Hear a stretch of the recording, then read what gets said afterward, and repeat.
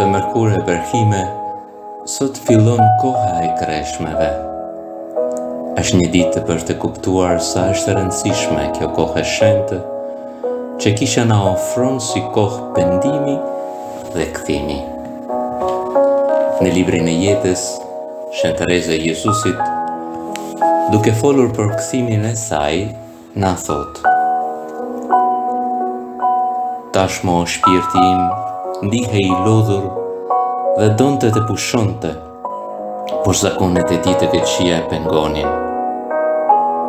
Një ditë, duke hyrë në sallën e lutjeve, syt më zun një trupore që ishte vënë aty, në pritje të një feste të madhe që duhej të kremtohej në kuvend dhe për të cilën ishte sjell.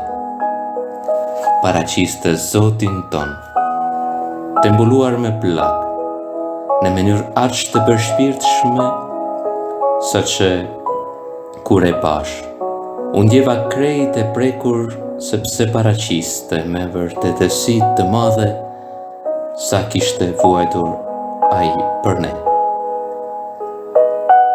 Pata një keqardhje të tillë kur mendova për mos mirënjohjen më të cilën u përgjigjesha atyre plagëve, saqë mu duk se po me coptohej zemra. Rash të këmbët e tij, më rëkelotesh, duke ju lutur të më jep të forcën që të mos e fyeja më.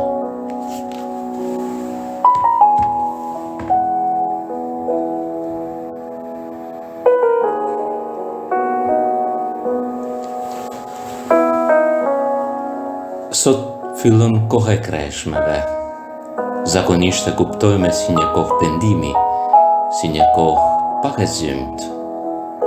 Megjithatë, do të ishte më mirë që të kuptojme se kjo kohë është sidomos një kohë plot hire, një kohë për të filluar një jetë të re. Në fakt, kohë e kreshmeve nuk ka kuptim në vetveten, por e gjen në faktin se na çon drejt pashkëve, drejt hirit të Zotit të gjallë. Prandaj kohë e kreshmeve është një kohë sidomos për të bërë gati për diçka shumë të madhe. Është por si një fejesë që na përgatit për dasmën e çengjit.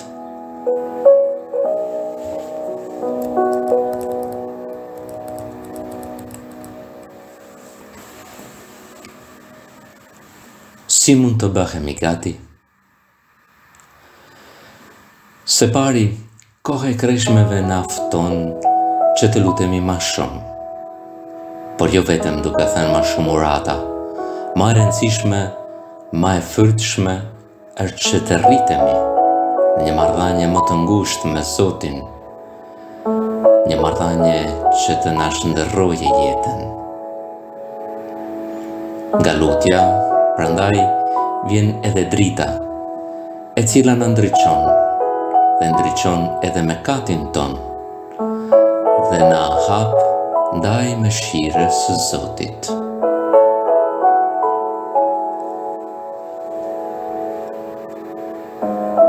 Kjo është një kohë për të parë se si kemi jetuar, se kush jemi, se kush është Zoti.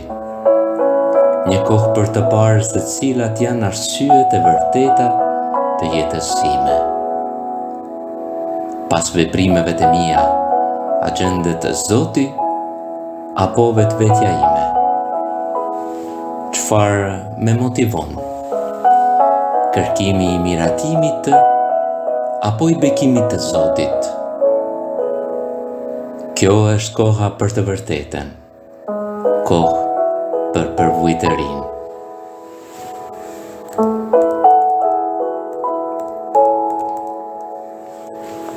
Virtytet të sotme na ndihmojnë që të dimë se si të jetojmë më mirë këtë kohë hiri. Injilli na flet për 3 qëndrime kryesore të kohës së kreshmeve: lëmosh, agjerim, lutje. Jezusi Tefton që të bësh të mirën në fshehtësi, që të jetë diçka mes atij dhe ty, që lutja jote të burojë nga zemra dhe që të jetë sinqert. Kushtoje ma shumë kohë Zotit, duke qëndruar para ti ashtu siç je, me të gjitha defektet dhe me të gjitha dhuratat e tua. Agjeron nga ushqimi nëse kjo të ndihmon në ndryshimin e zemrës, por sidomos agjeron nga ajo që të pengon në marrëdhëniet me vëllezërit dhe me motrat e tua, domethënë nga mëkati. Jep elemosh ato që ty të pengon në lirinë e zemrës. E rëndësishme është që ta lirojmë zemrën tonë dhe që ta zgjerojmë për ta bërë gati për hirin e Zotit. Në një fjalë, koha e kreshmeve është koha për të kthyer te Krishti, për të lëshuar në krahët e tij, për të lutur në fshehtësi, për të bërë lemosh, pa u parë nga askush, për të parfumuar me një buzëqeshje që lind nga miqësia me Krishtin.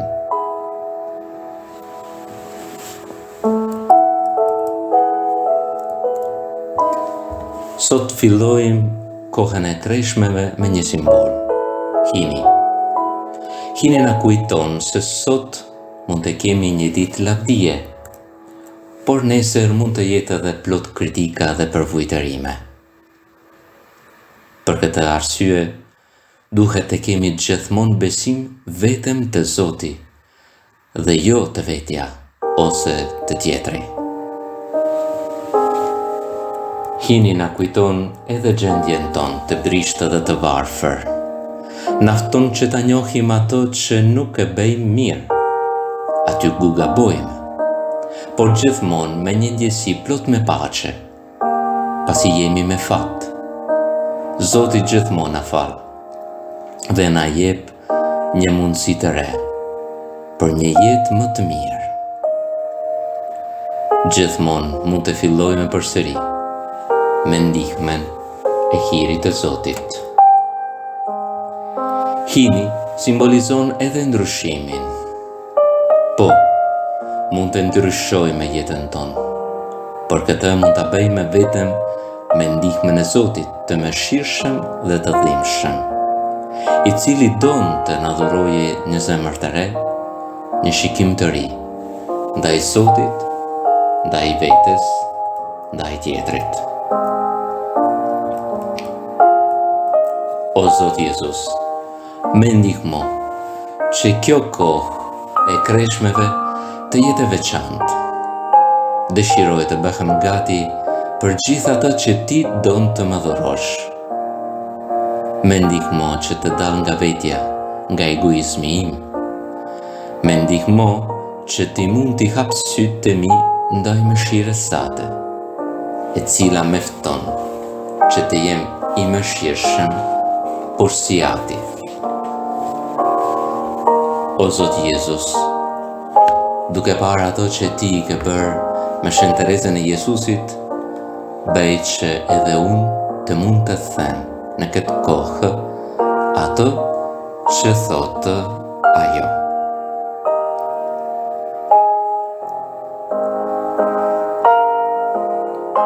Kur ne e shohim dhe e njohim mjerimin ton dhe dëshirojmë të kthehemi në miqësinë e tij, ai harron se kemi qenë mos mirënjohës.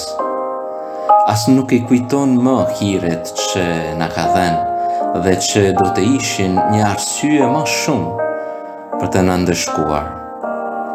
Përkundrazi, ato e prin të na falë më shpejt, si njerëz të shtëpisë, që si i thonë një fjalë, kanë ngrenë bukën e tryesës së tij. Le t'i kujtojnë fjalët e tij dhe të mendojnë se si ka bërë me mua. Me parë, jam lodhur unë, duke fyer atë, se sa ai duke me falur mua. Kreshme të shenjta.